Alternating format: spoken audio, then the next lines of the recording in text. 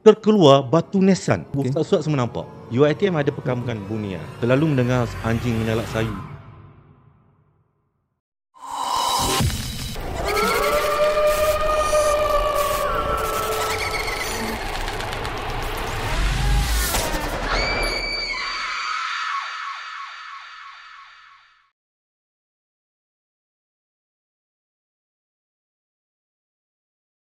Assalamualaikum dan selamat datang ke podcast baru pada tahun ini yang diberi nama podcast Rumah Seram.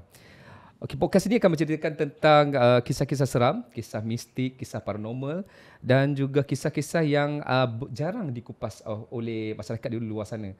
Okey, bersama dengan kita merupakan host bersama, iaitu Cik Saidi Nur Azam yang merupakan seorang pelukis, penyampai radio di Pantai Timur Tanah Air, Terengganu FM. FM boleh sebut Terengganu boleh FM sebut. Boleh sebut. Dia orang bangga tau. Dia orang bangga. Kita bagi kredit sikit pada Terengganu FM. Okey, dan juga merupakan seorang penulis. Ya, saya. Penulis kisah seram. Ya. Jadi bila kita sebut sebagai penulis kisah seram ni, maknanya Cik Saidi memang ada pelbagai banyak pengalaman dan banyak juga cerita-cerita yang dikarang dan ditulis di dalam novel-novel Cik Saidi. Betul? Cik Saidi macam mana? Boleh dikatakan saya dah berpengalaman, bukan nak cakap besar, tak ada lah, tak berani cakap besar benda macam ni. Yeah. Cuma saya ada pengalaman tu sejak kecil lah. Mata saya ni tidak berhijab. Dululah. Sampaikan satu masa tu saya sawan kerana ketakutan nampak benda-benda macam ni. Jadi bila jadi macam tu, ayah saya pun tak tahu nak cari dalam penyelesaian ni macam mana. Jadi dia mencari orang yang boleh hebat pandai untuk tutup hijab mata saya. Kalau tak saya, kalau benda tu datang masuk dalam rumah, memang menggelupur lah, memang kadang tu berbuih-buih mulut sawan. Maknanya memang selalu nampak ataupun selalu mengalami kejadian ke macam mana? Memang selalu nampak. Kadang-kadang tu saya ingat saya halusinasi. Kadang-kadang tu saya bila kadang demam. Bila demam tu mudahlah. Tubuh kita lemah kan. Bila tubuh kita lemah, kita mudah nampak benda-benda macam tu. Dan saya pernah nampak ada orang yang mati kemalangan masuk dalam rumah. Dia seolah-olah mencari seseorang tau. Dia tahu yang saya nampak dia. Bila saya nampak mengacau-kacau semua tu, kakak saya peluk saya, abang peluk saya. Dan orang cari yang kat mana kau nampak dia, kat mana ni macam tu. Kat situ. Masa tu kecil lagi tau. Jadi dia orang tak nampak apa-apa tau. Saya nampak. Dia nampak. Lama lepas tu ayah cakap tak boleh ni, dia tutup hijab ni. And then dia panggil orang yang bijak pandai. Pernah saya kena sawan, dia kata di sawan ni sebab gangguan, dia kata. Gangguan yang di mana mata saya ni dah terbuka sangat-sangat, dia tutup. Dan saya pernah dengar sewaktu dia tutup hijab saya tu, dia just baca selawat, tiga kul Allah saya ingat. And then dia letak kat alio dekat langit lidah. Dia ambil, dia letak kat dahi saya dan tutup mata saya. Lepas tu tak nampak. Itu umur berapa tu? Belasan, 7 tahun 8 macam tu. Tapi selepas itu dia cakap dia tak jamin, dia kata. Dia tak jamin hijab saya ni tertutup sepenuhnya. Kemungkinan besar saya akan nampak. Still nampak. Still terasa kewujudan tu. Saya pernah juga orang kata bermain dengan kanak-kanak lain. Nanti saya nampak kelibat tu diri dari jauh. Diri tengok ke arah saya kan. Wanita tua. Jadi tengok wanita tu kadang tu dia berdiri dengan seekor anjing pun ada. Dulu macam ni. Saya tengok makcik mana pula ni kan. Kita tak tahu apa makcik mana pula tengok ni. Lambai kat aku pula tu. Rambut serba putih. Pakaian lusuh serba putih. Macam ni. Kita je siapa? Panggil kawan tengah bela lagi. Tengok tu ada makcik tu. Mana? Jadi saya nampak. Sampai macam tu Bila dikatakan sampai Tok Bomo tu dah meninggal, bukan Tok Bomo lah, pakcik tu dah meninggal yang tutup hijab tu. Sampai sekarang ni pun saya masih lagi nampak benda-benda macam tu. Yang terbaru viral di laman muka buku. Bila saya up satu status dan satu gambar, saya sempat ambil gambar di mana rumah saya pada waktu dikunjungi langsung. Dan saya nampak benda tu berada di luar rumah. Sebuah rumah lama. Waktu rumah lama tu dekat dengan rumah saya. Dan rumah lama tu dinding dia kosong tau. Pada hari tu angin kuat tau. Ribut nampak lah dalam rumah tu ada macam kain berkibaran. Dan rambut macam macam shampoo macam tu. Berkibar-kibar macam tu. Tengok apa benda tu. Lupa tengok, ya Allah, ya Tuhanku. Langsui, meremang. Saya just ambil gambar and then saya up status. Status dah lama. Ada gambar maksudnya? Gambar tu blur-blur lah. Blur-blur macam tu je. Nampak tak nampak. Benda ni kalau kita ambil gambar memang akan jadi blur. Automatically blur. Automatically blur. Saya tak tahu kenapa. Ada sebab tu orang kata kemungkinan aura seram dia tu yang menyebabkan rasa blur kan. Kalau cuba kita tengok atas jalan tar yang panas, dia akan ada haba naik tau. Kalau kita letak air dia akan haba naik. Yang tu yang jadi aura atau ambil gambar jadi blur kan. Salah satu contoh lah. Kemungkinan besar macam tu lah. Saya tanya orang-orang lain juga. Kemungkinan yang tu. Sebab kau pergi dekat benda-benda tu, kau rasa meremang kan. Betul. Itu meremang. Cuba kalau pergi tengok spal jalan yang panas, kau tengok betul-betul haba naik tu. Itu dah aura dia tu. Sama juga kita ambil gambar tak nampak aura benda tu. Sebab tu kadang-kadang kalau kau cakap, kamera dah maju kan. Ada 300 DSLR apa semua lah. Kamera handphone 200 megapixel apa semua. Tapi kenapa ambil gambar hantu masih blur? Kan? Ya, betul. Kenapa? Tu jawapan dia. Kadang-kadang ustaz tu cakap, kadang-kadang tu benda ni dia akan menjelmakan diri dia just suka-suka nak tunjuk keberadaan dia. Dia tak suka duduk jauh, dekat-dekat, dia suka jauh-jauh macam tu. Bila duduk jauh-jauh payah nak ambil gambar. Itu antara satu pengalaman saya di mana saya sering nampak benda-benda halus. Dan saya cakap kata satu masa ni, kenapa kalau saya tak rangkul keseraman tu, ketakutan dalam diri saya nampak hantu ni dalam novel saya. Saya jadi hasilkan novel-novel seram saya. Jadi maknanya Encik Saidi memang ada banyak pengalaman daripada kanak-kanak, remaja. Dia maknanya cerita ni tak habis, memang tak berterusan habis, sepanjang masa habis. Memang ada cerita macam ni. Saya tak tahu kenapa setiap kali saya pergi ke mana-mana, dia aura seram tu selalu mengikut saya tau. Contohlah kan, saya pergi ke sekolah rendah ni, sekolah rendah saya tu berlaku kisah seram misteri. Contohnya, yang ni kisah benar. Kalau saya sebut sekolah ni mungkin orang kenal lah. Junior saya sebutlah kan.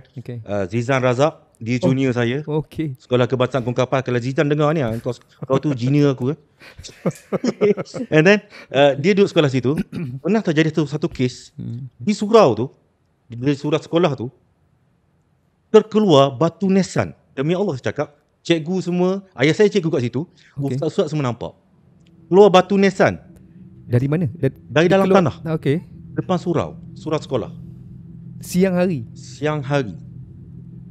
Waktu tu saya tak datang pada waktu hari Sabtu tu. Biasa ada orang ada macam ada kurikulum seperti pengangkat semua tu. Saya tak datang. Benda tu dah keluar pada hari Sabtu tu. Batu nisan tu. Dia keluar macam ni tanah kan, dia keluar macam ni. Maknanya masa dia keluar tu nampak lah. Semua budak-budak nampak, cikgu-cikgu semua nampak. Dan apa yang ketaranya, dia berbau bangkai. Bau mayat orang kata. Busuk yang amat sangat. Saya tak datang, cuma saya datang pada hari Ahad sekolah, Terengganu, Ahad sekolah. And then kata kawan-kawan cakap, Di, jom kita tengok tu batu nisan. Batu nisan mana pula dia cakap kan? Dekat surau dia cerita macam tu. Pergilah tengok. Belum sampai masing-masing dah tutup hidung lah. Busuk yang amat sangat. And then ustaz pun larang budak-budak dia ambil tip merah kuning macam polis tu. Dia buat pagar, jangan dekat. Dia siram air Yasin semua tak jadi apa. Dia gali tanah, nak tambus balik batu nisan tak jadi apa. And then dia buatlah satu tahlil dekat surau tu sendiri. Barulah nisan tu turun perlahan-lahan. Tapi masih lagi ada bonjolan di situ.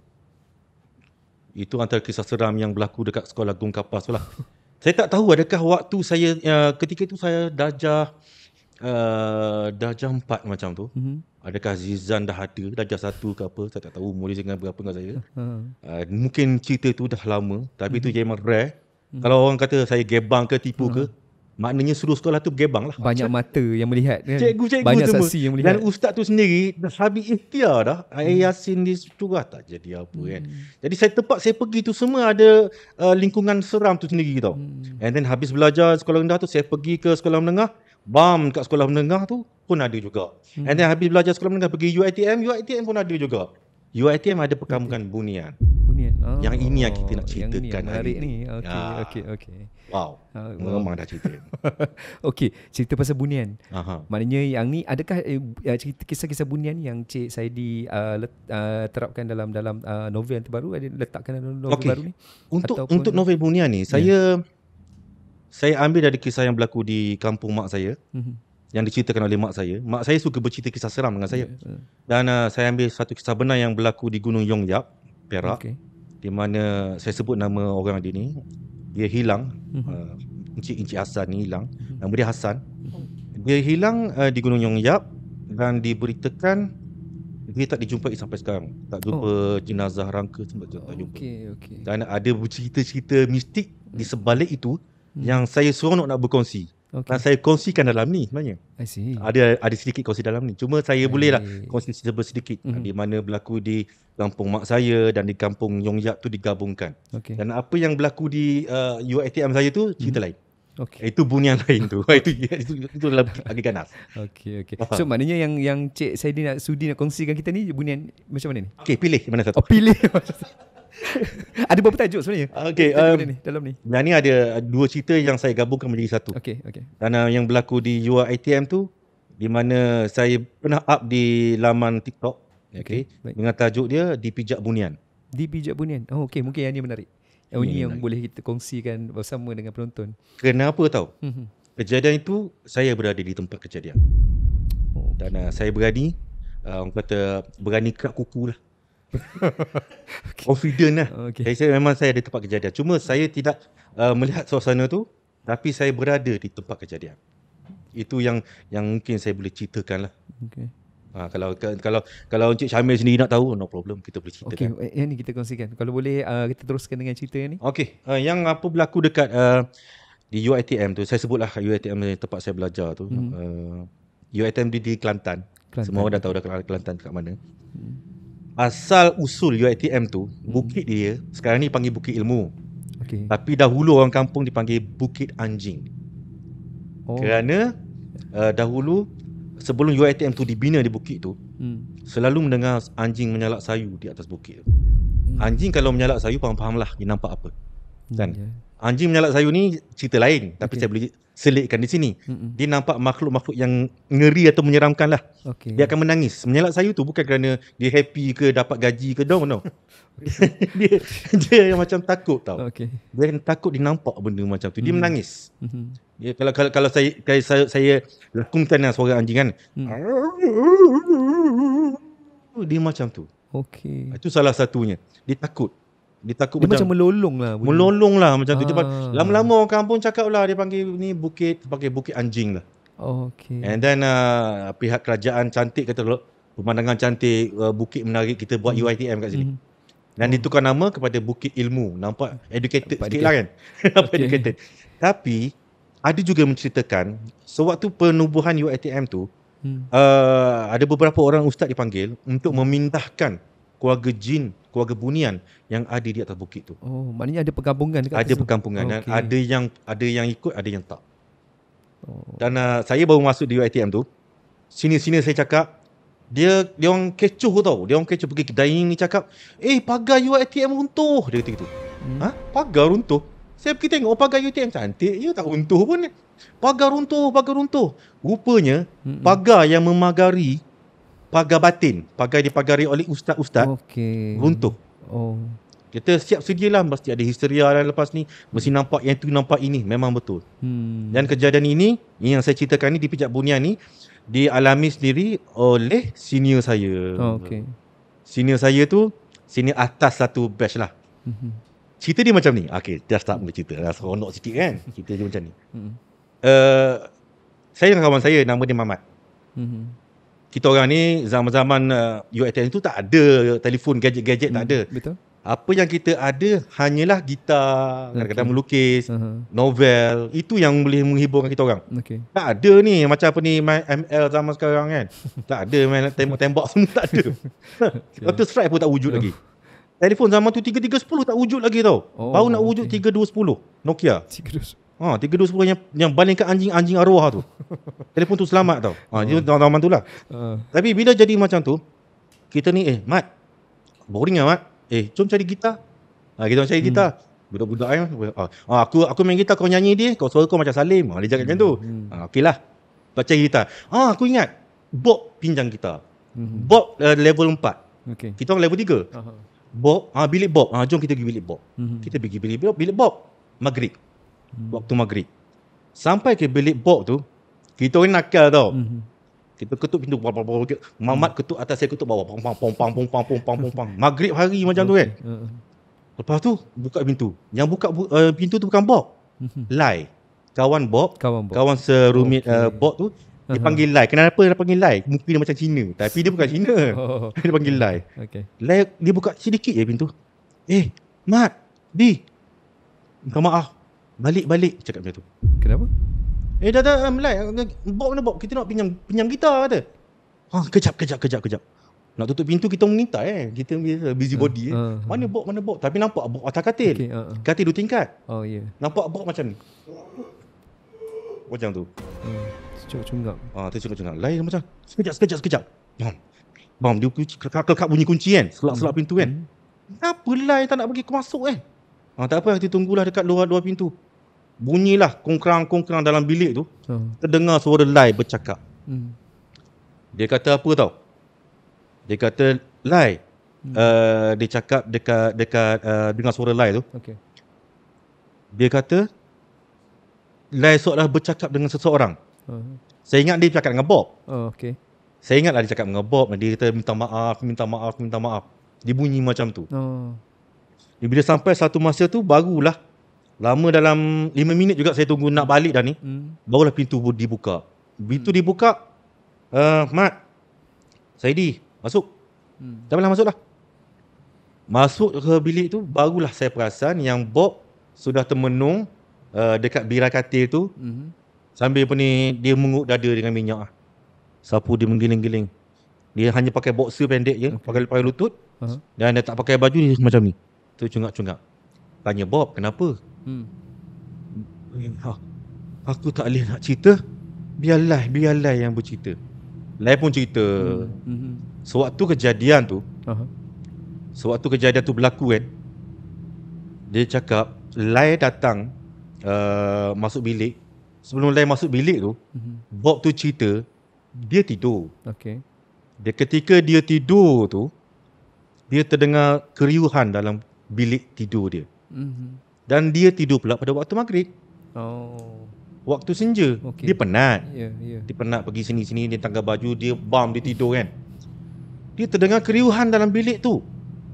Orang cakap Kelantan, logat Kelantan. Macam pasar. Pumpang ke demo kahwin macam tu kan. Dia ni Bob ni orang Pahang. Dia ni Paran orangnya. Aku nak tidur lah. Dia mencarut lah. Aku nak tidur, diamlah. Tu macam mencarut macam tu kan.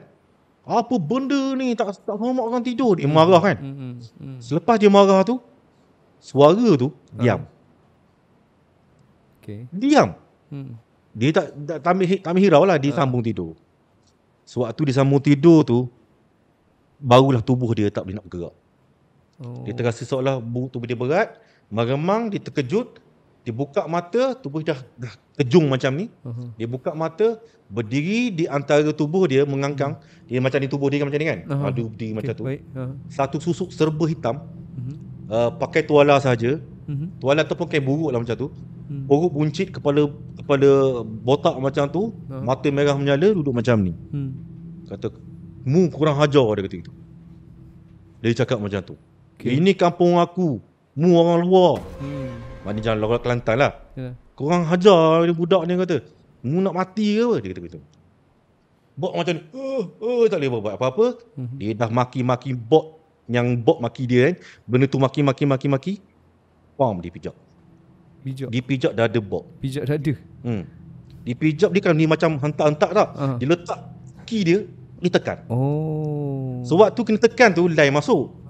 Barulah Lai sambung cerita. Bob cerita separuh, Lai kau sambung. Aku penat. Dia kata, Lai masuk. Lah. Kenapa Bob kau tidur maghrib? Dah tidur maghrib, lampu tak pasang. Dia buka lampu. Demi Allah, dia cakap, dada Bob tu, yang macam ni kan, nampak dia melengkung macam ni. Seolah ada benda berat yang menindih dada dia. Nampak sangat-sangat. Dia dah mengemang. Dia seolah-olah dapat rasa ada benda besar. Lai dapat sesuatu, dia rasa macam Bob ada buat benda yang salah. Dia kata, minta maaf. Tapi dia nak minta maaf tu, bunyilah seram. Dia nampak benda tu, pintu bilik dia kena ketuk. Saya dengan Mat datang. Yang awal tu. Nampak bom saya datang kan. Saya kat luar tu. Dia Lai buka pintu sekejap. tutup pintu, lain pun minta maaf tu. Minta maaf, ampun Tok, nenek minta maaf. Kalau pun ni kawan saya buat salah, menurut lupa ke minta maaf. Dia cakap macam tu. Lama juga dia minta maaf sebab saya lama dekat luar. Barulah benda tu dah ada yang melengkung macam ni, duduk kat macam ni. Lepas baru dibangun. Memang dia kata meremang, memang besar-besar dia kata. And then aku jumpa tu, itulah bunian, perkampungan bunian yang ada kawasan ini. Dan kau maki dia, kau marah dia, dan dia menyerang je balik. Tu salah satu dia saya cakap tu, dipijak bunian. Dipijak bunian. Okey. Menarik juga kisah ni kan. Tapi memang nampak maknanya Cik Saidi ada, cuma tak berada di dalam bilik itulah. Cuma di luar bilik. Di luar bilik tu. Okey. Terasa juga aura seram, tapi tak nak fikir apa-apa. Kan waktu maghrib kan. Itu salah satunya.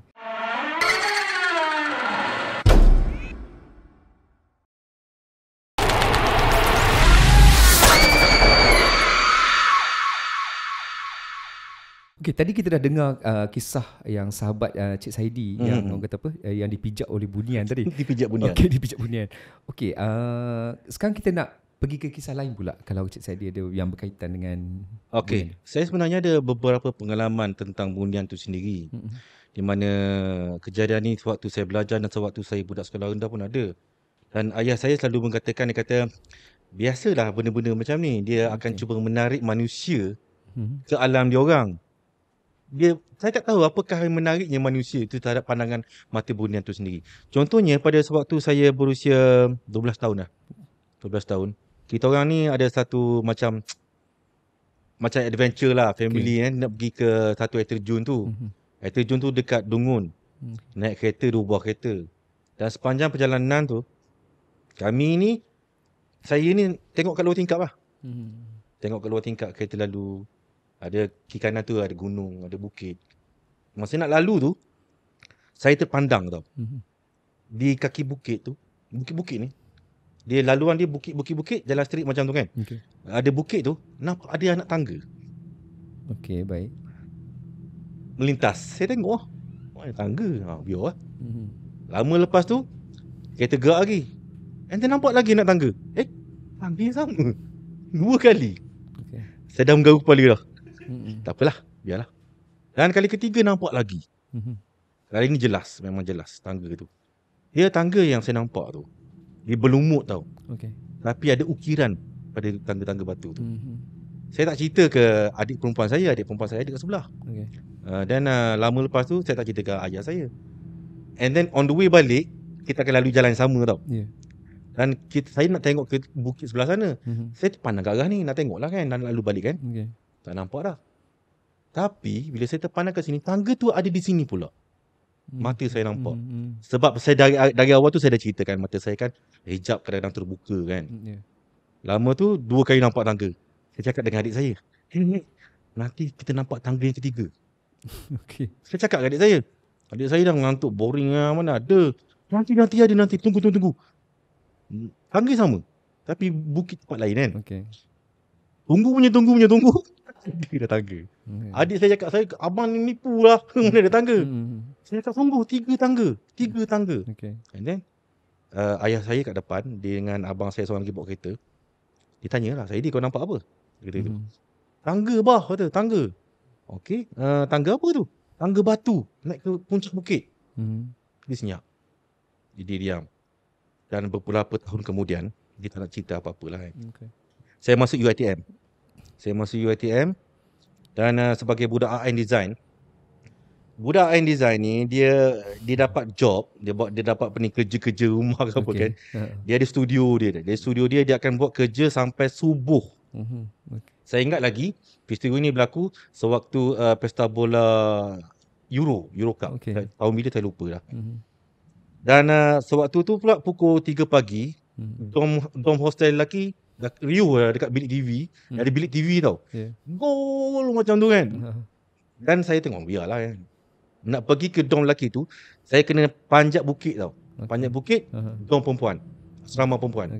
Turun bukit baru dom lelaki. Dan nak panjat bukit tu dari studio lah. Dengan barang ni, dengan artwork kiri kanan, baju ni bergalas, seluar sing-sing sampai paras lutut. Baru balik berdiri di studio art. Naik panjat bukit tu, saya nampak ada 3 perempuan Satu lelaki sedang memegang seorang perempuan. Perempuan tu, yang ni pegang sini, yang ni pegang sini, yang seorang lagi pegang kaki perempuan seorang lagi, yang lelaki tu pula pegang depan dia. Sabar macam tu kan. Macam histeria lah.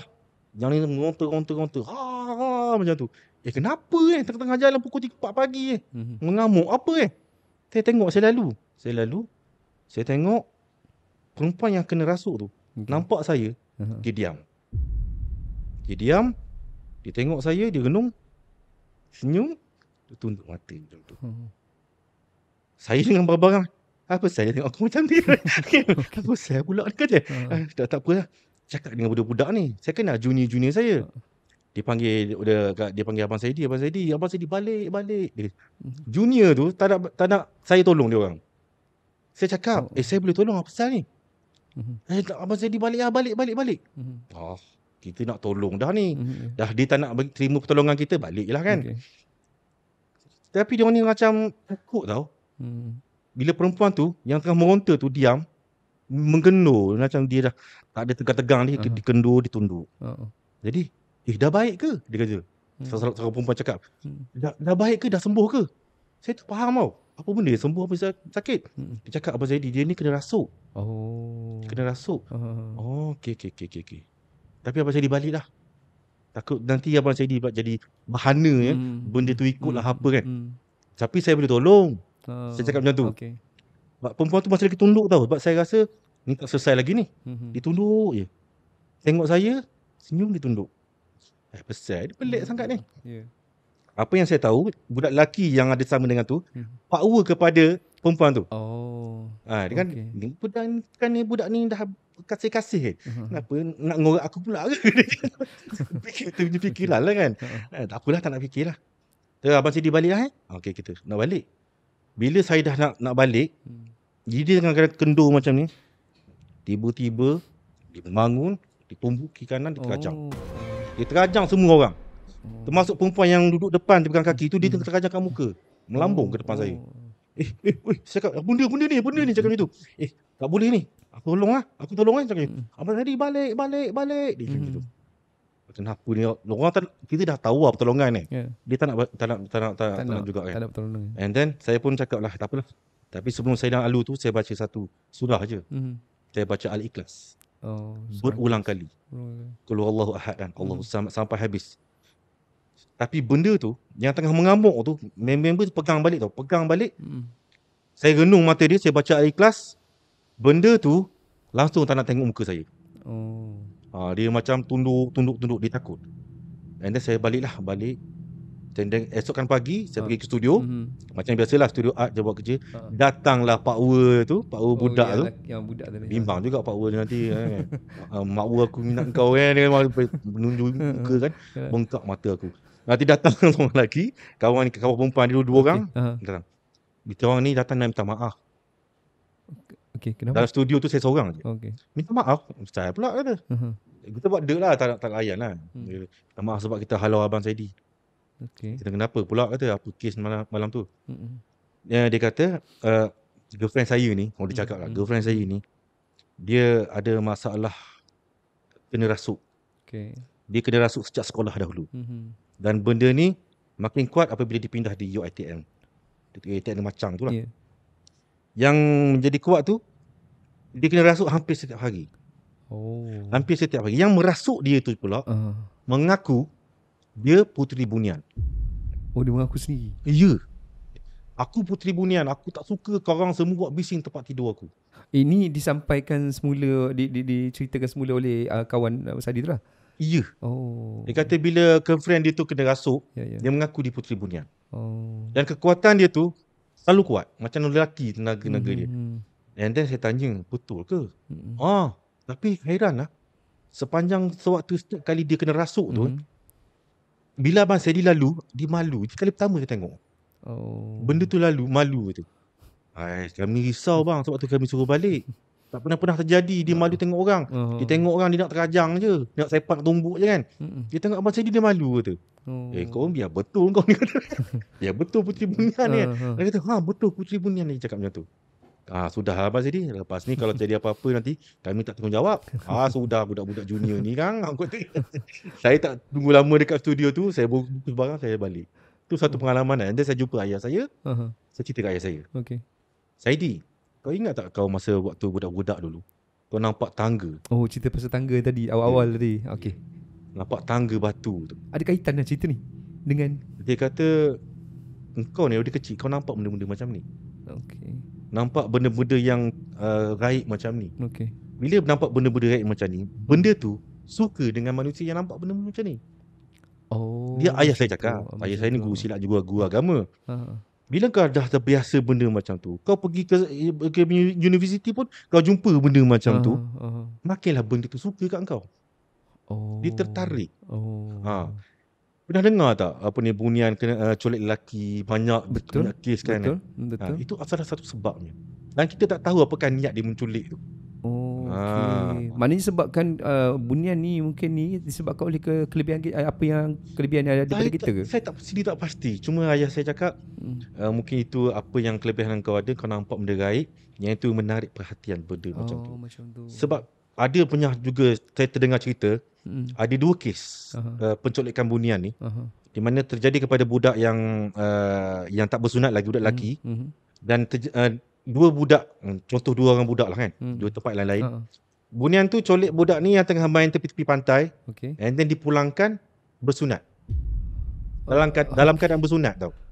Berkhatan. Gimana je, and then itu macam tak logik dah hilang dia 3-4 hari, jumpa tak jumpa, dah balik rumah dah berkhatan. Silap berkhatan. Itu lama-lama kelamaan diceritakan oleh orang kampung. Budak tu dia jadi pak lebay. Jadi macam orang alim. Ya. Yang tu satu cerita. Ada satu cerita lagi. Orang-orang ni cerita, orang lama cerita. Saya ceritakan balik. Dia kata ada orang budak ni diculik dan dibawa balik, disunatkan oleh bunian kafir, jin. Dan bunian budak tu tak tahan lama dia meninggal. Macam tu. Itu beza 2 cerita. Itu orang kampung lah cerita. Yang saya hanya sampaikan. Cuma apa yang saya menjadi tanda soal ni, kenapa bunian ni suka kepada manusia dan cuba nak tarik? Suka kepada manusia, dan satu lagi yang special ni, kenapa dia suka sangat dengan lelaki? Sebenarnya ada juga yang suka perempuan. Ada juga yang suka perempuan. Bunian lelaki suka perempuan ada. Ini baru diceritakan oleh rakan penulis, saya panggil Kak lah, Kak Diza, nama dia Kak Diza. Dia sewaktu muda dia cerita, dia dipinang oleh bunian. Sebab mata dia tidak terhijab. Disebabkan oleh kelebihan itu juga. And then ditolak sampailah bunian tu surrender lah, tak nak ganggu. Tapi mata dia tu sentiasa terbuka, nampak tau, dia tak tutup. And then selalu nampak, dia cakap. Suami dia pula dah biasa dah. Sebab tu dia kata dalam rumah dia tu dia selalu pasang surah Yasin. Dia sentiasa ada minyak kasuri kijang. Kasuri kijang dan buko. Kan biasa kita bakar buko untuk menghalau benda-benda yang tak nasihat tak baik. Untuk mengelak benda-benda macam tu, dia kata. Dia mungkin kata ustaz yang baca surah-surah Ar-Rahman setiap malam, Al-Baqarah kalau gangguan. Sebab mata dia tak berhijab tau. Tak hijab. Dia cerita kecil. Tu saya cakap kadang-kadang tu bukan lelaki je kena kecolek tau. Perempuan pun ada jugalah kes pun ada. Kes macam kes pencil lah, mungkin pencil lah. Betul, sebab jarang kita dengar yang perempuan. Majoriti lelaki lah. Betul. Majoriti lelaki. Tak tahu mungkin disebabkan lelaki ni bagi dia orang manusia ni khalifah. Dia nak jadikan imam. Itu mungkin bunian Islam. Tapi apa yang nak sampaikan, dia cerita terakhir saja nanti. Ni pasal bunian yang terlast ni. Ada orang tu mimpi dia pergi ke alam sana dan dia jadi ketua macam khalifah yang sentiasa disanjung lah. Alam sana semua pakai jubah, pakai serban. Dia kata alam bunian ni, dia kata gitu macam tu. Tapi sebenarnya tak. Dia cerita-cerita, dia sampai satu masa tu dia nak balik nak tidur, nak mimpi benda macam tu. Tapi hakikatnya tak. Sampai kawan cakap, kau ni kenapa Aku ajak kau keluar karaoke, kau nak tidur. Ajak pergi main futsal, kau nak tidur. Main badminton, kau nak tidur awal. Lama-lama pun dia cakap lah, sebenarnya aku nak pergi ke alam bunian. Melalui mimpi. Melalui mimpi. And then kawan dia tu bukan kosong. Dia tahu juga benda-benda macam ni. Cuba cerita alam bunian tu macam mana. Dia kata, dia bagi nasihat. Engkau baca surah-surah ni. Kalau kau masuk tidur, kau baca surah-surah ni dan kau tengok apa yang terjadi. And then dia dengar cakap dia, okay, aku nak tidur ni, niat nak pergi alam sana. Dan dia sebelum tidur dia baca surah. And then dia masuk alam sana, suasana yang nampak surau, baju putih, serban semua, orang senyum dekat dia, muka cantik, berubah serta-merta. Sehodoh-hodoh ni. Macam tu. And then lepas tu dia takut, dia jumpa dengan ustaz, kawan dia ajak jumpa dengan ustaz. Ustaz pun cakap lah, kadang-kadang tu bunian ataupun jin kafe, dia akan mengaku diri tu bunian. Untuk memesongkan pandangan manusia yang fikir semua bunian tu baik. Sebenarnya tak. Itu satu cerita yang diceritakan orang lama kat saya. Okey. Itu cerita kedua cerita ni. Yeah. Ni cerita kedua. Cerita kedua yang ketiga lakinya. Kecil. Kali kau cerita ketiga lah ni. Bersama-sama. Ini semua berkaitan dengan bunian. Ya, itu pengalaman orang lah. Pengalaman saya yang tu lah jumpa puteri bunian yang mengaku puteri bunian tu lah. Okey. Yang kena histeria tu. Itu first time lah tu. Dan jumpa anak tangga bunian. Tapi belum pernah lagi dibawa ke alam yang saya minta jauh lah. Nanti tak boleh balik ke rumah. Tak boleh main game lah nanti. Okey, Cik Sadi, kita berhenti sekejap. Nanti kita sambung selepas ni.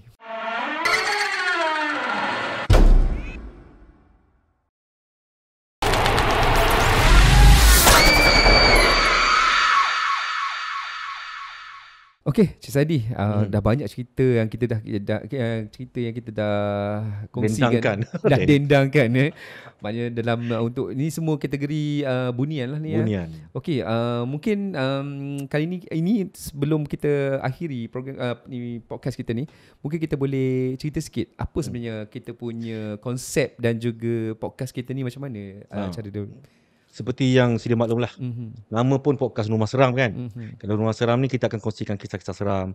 Dan idea ni pun datang dari rakan-rakan peduli seram sendiri. Dan geng-geng podcast ni sendiri. Dan idea ni saya cakap lah, kenapa tak kembangkan menjadi podcast? Sebab banyak kisah-kisah yang belum lagi terungkai. Betul. Dan kita harus mencari kisah-kisah ini dan kita korek rahsia dia. Sebab tu kita lepas ni kita mungkin akan jemput lagi ramai-ramai lagi beberapa tetamu, panel, juga mungkin nama-nama yang kita kenal lah. Untuk kita hiasi, maknanya untuk kita berkongsi dalam podcast kita kali ini. Dan juga untuk makluman, Encik Saidi akan menjadi host untuk semua segmen-segmen selepas ini, yang bersama dengan tetamu kita. Jadi memandangkan Cik Saidi pun ada banyak pengalaman yang orang kata apa, yang boleh dikongsikan bersama dengan tetamu. Mungkin Cik Saidi akan teruskan nanti dengan tetamu-tetamu yang lain yang datang yang menghadiri kita punya podcast selepas ni, yang akan berkongsi dengan kita. Okey, Cik Saidi, ada apa-apa lagi yang nak kita sampaikan? Cuma saya sampaikan yang kat sini kita perlu ada satu perkongsian yang lebih menarik lagi lah. Sebab ramai orang kat luar sana tu sedang tertanya-tanya tentang makhluk-makhluk halus ni. Kerana mereka ada, tetap ada. Kita pegang yang itu. Okey, itu kita punya tagline. Ya, itu tagline kita. Kita punya tagline ialah mereka ada, tetap ada. Ya. Okey, Cik Saidi, mungkin itu saja kita punya perkongsian podcast kita pada kali ini. Cik Saidi, ada apa-apa lagi kata-kata terakhir? Tak ada apa-apa, nanti kita jumpa lagi episod akan datang. Okey.